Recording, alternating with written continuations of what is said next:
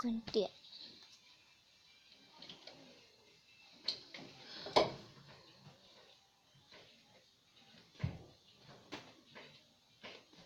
羽毛这样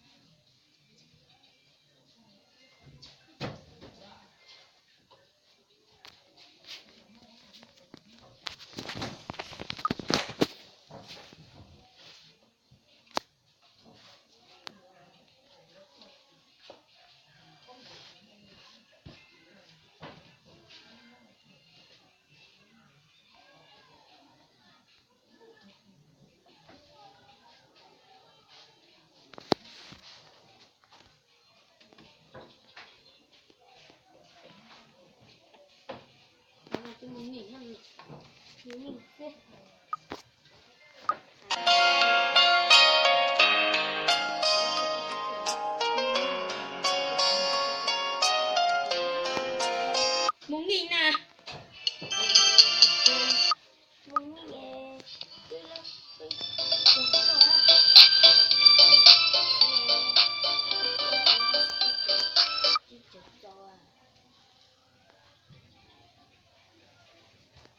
Còn mắc vàng tăng thành nuôi.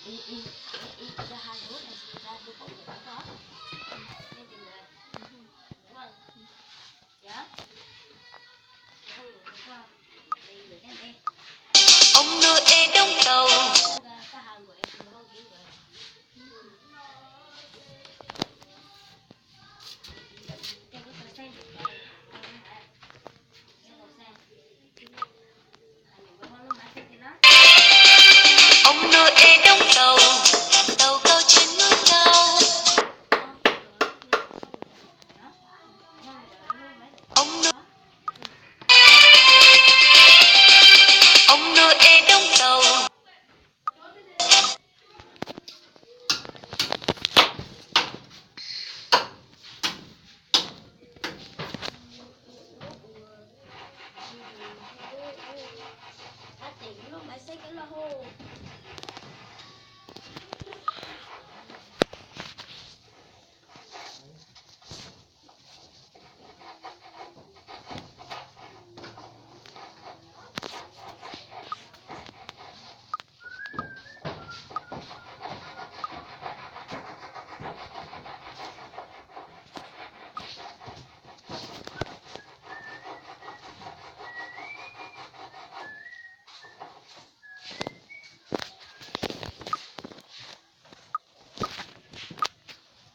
Tao có tiếng câu. Ông nuôi ê đóng tàu, tàu cao trên núi cao.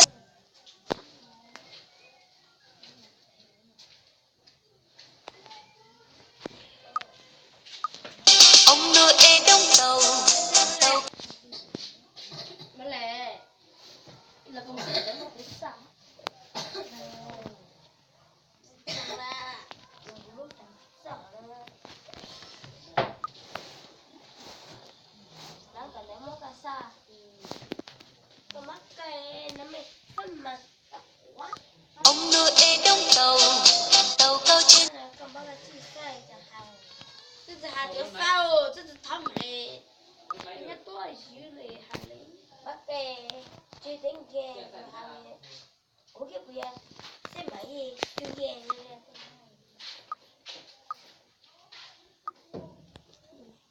Chết xong nó sao?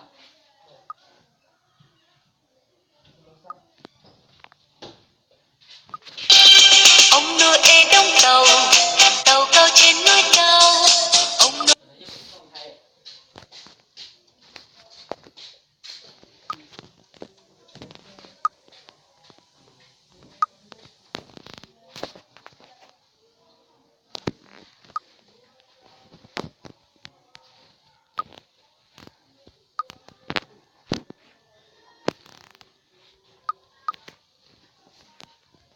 ông nuôi ê đóng tàu, tàu cao trên núi cao.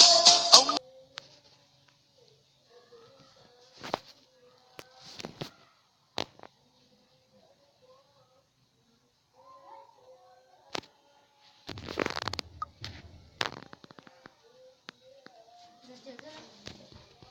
Nó mặc cùng rồi.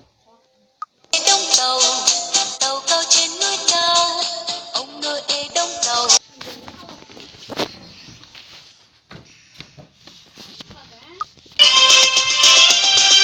Ông nuôi ê đóng tàu,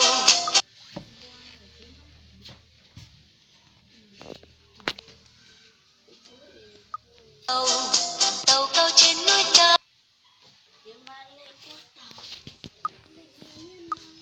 Ông nuôi ê đóng tàu, tàu cao trên núi cao.